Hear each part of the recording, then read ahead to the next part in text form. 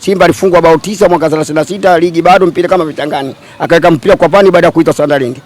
Mzee anasema kwamba Yanga hawajawahi kuweka mpira kwa pani. Sasa wewe unatuangalia, hebu shusha maoni yako hapa tuambie. Kweli Yanga hajawahi kuweka mpira kwa pani? Unasema Simba alishawahi kufungwa 9 bila. Mwaka 36 mpira kama wa kirafiki, wakati huo Simba inatoa baada ya kugawanyika mwaka 36, Simba ikaitwa Sunderland, Yanga ikaitwa Yanga Vision. Hapo zamani za kale katika miaka 36. Kwa maana Yanga imeanza mwaka 1935, Simba 36 ikiwa inaitwa Sunderland. Unaposema kugawanyika unamaanisha kwamba Simba na Yanga ilikuwa ni timu moja? Naam, ilikuwa timu moja, ilikuwa mwandishi mzee Karume, baadaye timu ile gawanyika ikawa kutaka ushindani, ile ikaitwa Sunderland, ikaitwa Yanga. Kwa hiyo timu ilikuwa moja hapo zamani za kale katika mwaka 1936, 35 timu ilikuwa moja, mwandishi kwa mzee Ahmed Amani Karume.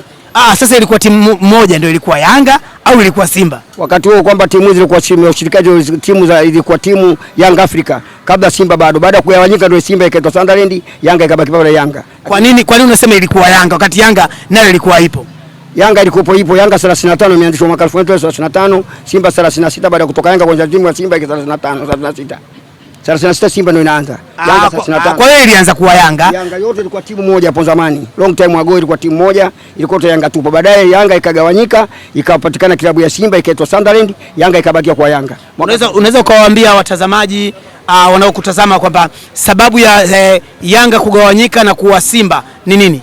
Sababu yake utaka ushindani, kwamba timu hizo mbili ziwe na ushindani. Mwanzo timu moja ina ushindani, biliko timu mbili wanashindana na mpira unachangamka. Ndio maana mpaka leo ni kwa watani wa jadi, kwa sababu tulikuwa pamoja. Wewe kwa mtani wako mpaka wae ndugu.